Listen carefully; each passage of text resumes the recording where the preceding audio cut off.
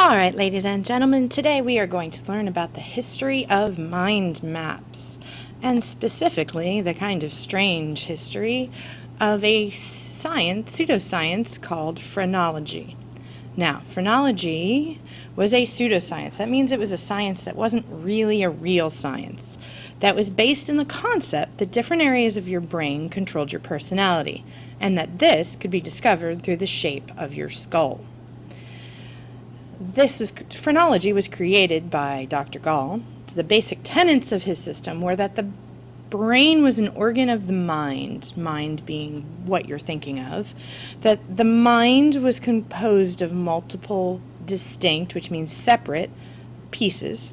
Because they were distinct, each piece must have a different organ, kind of like a different muscle.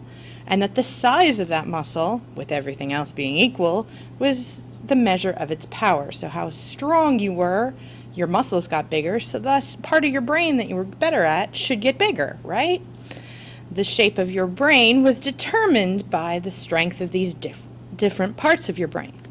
And that your skull formed from the shape of your brain.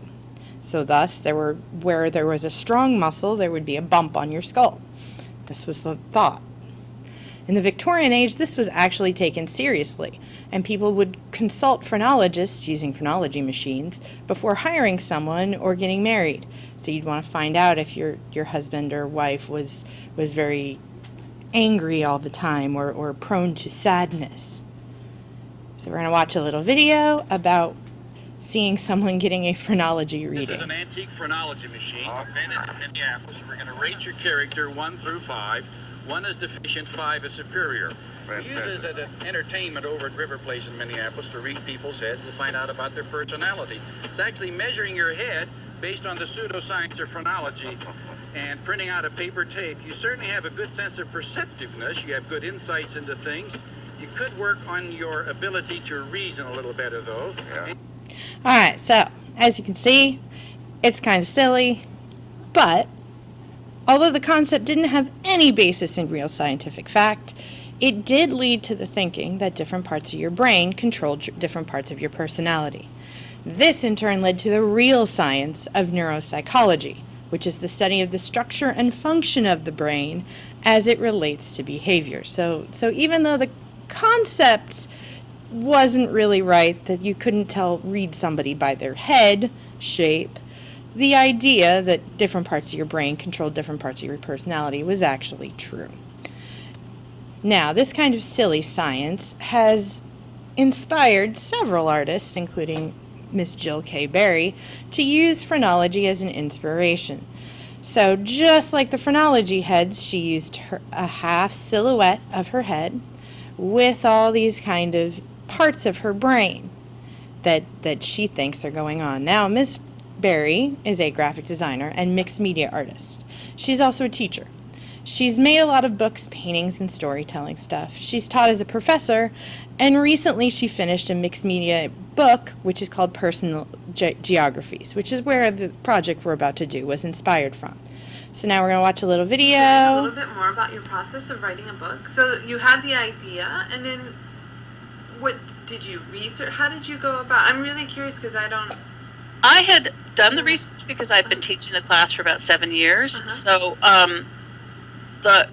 it kind of fell into categories naturally. Like there's 3 sections in this first book.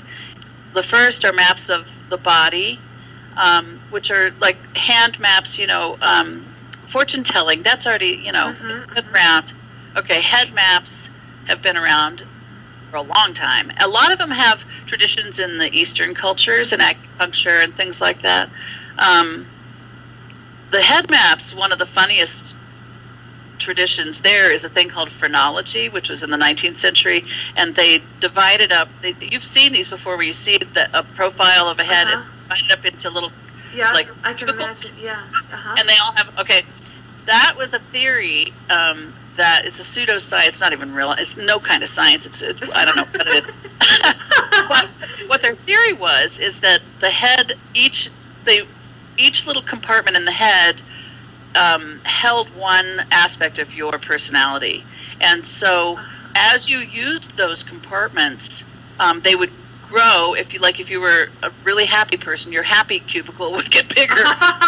Yeah. And your sad one would get smaller. Aw. So they believed that you could read a person's personality by feeling the bumps on their head. Oh my gosh, how funny. Yeah, yeah. How So funny. anyway, there's that head tradition. So all of these come, body maps are also, acupuncture, all sorts of different traditions of medicine.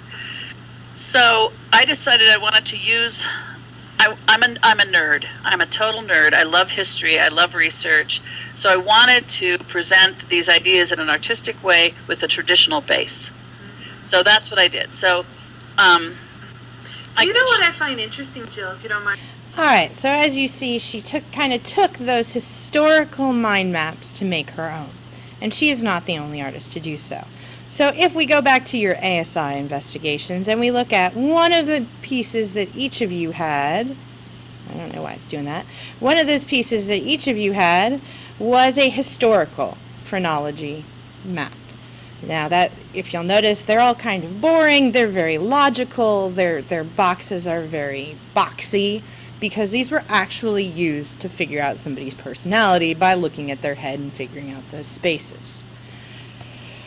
In contrast, the modern artists who've made mind maps, including Miss Berry, are down below. So now we are going to have a class discussion about what you've discovered and learned by looking at these mind maps.